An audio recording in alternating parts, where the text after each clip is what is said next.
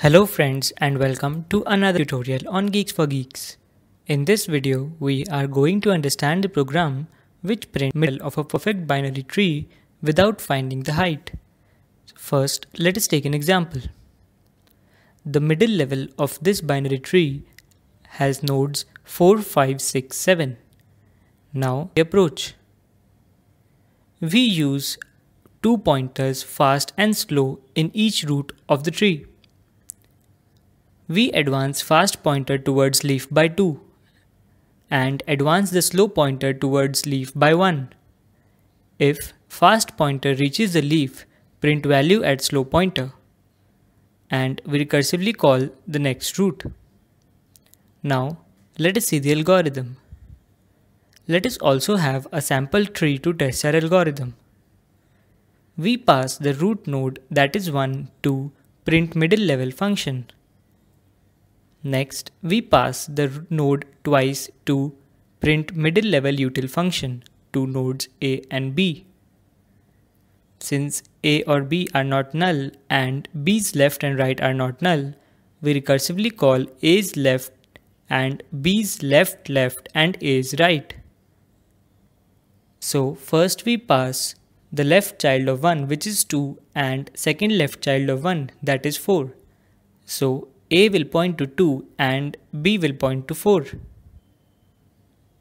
Since A or B are not null and B's left and right are not null, we pass the left child of 2, that is 4, and second left child of 4, which is 16. Again, as A or B are not null, but the left and right of 16 are null, so we print A's key and return to the previous call. So 4 is printed. Execution for root 2 is resumed, and now we pass the right child of 2 along with the second left child of 4, which is 16.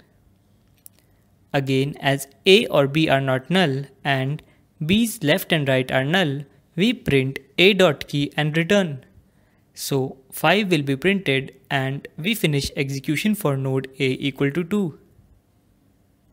Execution for A equal to 1 is resumed, and now we pass the right child of 1, which is 3, along with 1's left, that is 4. Again, as A or B are not null and B's left and right is not null, we pass the left child of 3, that is 6, and second left child of 4, which is 16. Since A or B are not null but B's left and right are null, we print A.key and return to the previous call. Next, we pass the right child of 3 and second left child of 4. Again, B's left and right are null, so we print A.key and return to the previous call. Execution for node 3 and node 1 is also over, and we have the final output. With this, we come to an end of this tutorial. For any doubts or suggestions, please leave them in the comment section below.